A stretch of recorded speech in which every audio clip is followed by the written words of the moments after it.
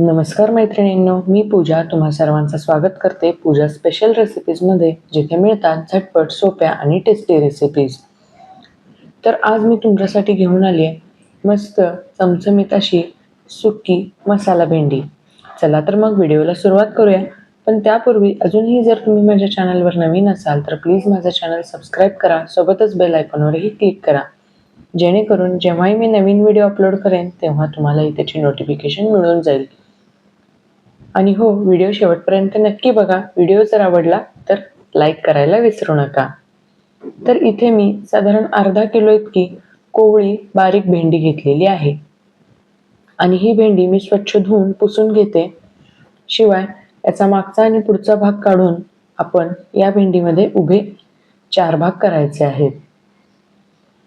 आता इथे तुम्ही बघू शकता भेंडी अतिशय कोवळी आणि मस्त ताजी आहे. तर एका कढईमध्ये मी साधारण 3 ते 4 चमचे तीळ भाजून घेते. हे सुकेच भाजायचे आहेत आणि तीळ भाजून झाले, कलर बदलला की ते काढून घ्यायचे व त्याच कढईत 3 ते 4 चमचे बेसन सुद्धा भाजून घ्यायचं आहे. तीळ आणि बेसन आपण कोरडंच भाजून घ्यायचं आहे. तेल किंवा तुपाचा वापर मी इथे अजिबात केलेला नाहीये. अगदी कलर बदलेपर्यंत आणि खमंग वास येईपर्यंत हे आपल्याला भाजून घ्यायचं आहे. तुम्ही इथे बघू शकता बेसनाचा कलर बदलला आणि हे सुद्धा मी काढून घेते. आता पुन्हा त्याच कढईमध्ये मी 2 चमचे तेल घातले, थोडेसे जिरे घातलेत आणि त्यानंतर आलं लसूण पेस्ट घातलेली आहे. आता इथे तुम्ही बघू शकता मी सांगितल्याप्रमाणे प्रत्येक भेंडीचे असे उभे काप केलेले आहेत आणि आपण ही भेंडी आता यामध्ये घालूया. लसूण छान गोल्डन कलरवर फ्राय झालाय. आता आपण ही भेंडी सुद्धा व्यवस्थितपणे परतून घेऊ. ही भेंडी भाजण्यासाठी साधारण 5 ते 10 मिनिटं लागू शकतात. पण व्यवस्थित भेंडी साधारण गोल्डन कलरवर येईपर्यंत भाजून घ्या, म्हणजे भाजीची चव अजून वाढेल.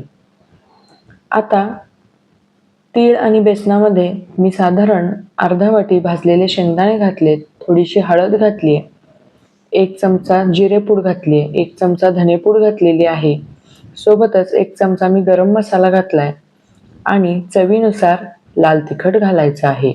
मी इथे साधारण 1.5 ते 2 चमचे लाल तिखट घातले, चवीनुसार मीठ घातले आणि हे आपण बारीक करून घ्यायचं आहे. तर इथे आपला हा मस्त असा सिक्रेट मसाला तयार झालेला आहे. भेंडी छान परतली गेली, तुम्ही इथे बघू शकता कलर छान झालेला आहे भेंडीचा. ही भेंडी परतली की आपण यामध्ये हा सगळा मसाला घालायचा आहे. असा जर तुम्ही मसाला बनवून ठेवलात तर तुम्ही कोणत्याही भरल्या भाजीमध्ये तो वापरू शकता. कलर तर खूपच सुरेख आलाय आणि मसाले सुद्धा व्यवस्थित मिक्स झालेले आहेत. आता मी वरून घालते बारीक चिरलेली कोथिंबीर आणि हे आपण व्यवस्थितपणे परतून घ्यायचं आहे. आता झाकण लावून साधारण 5 मिनिटं वाफवून घ्या आणि गॅस बंद करा. 5 मिनिटानंतर तुम्ही ते बघू शकता कलर खूपच सुरेख आला भेंडीला आणि भाजी सुद्धा खूप छान झाली आहे. तर मैत्रिणींनो, अशी ही मस्त सुकी मसाला भेंडी तुम्ही एकदा नक्की बनवून बघा. आणि हो, अजूनही जर माझं चॅनल सबस्क्राईब केलं नसेल तर प्लीज माझं चॅनल सबस्क्राईब करा. व्हिडिओ जर आवडला असेल तर एक लाईक नक्की द्या. शिवाय तुमच्या फ्रेंड्स आणि फॅमिली सोबत शेअर करा.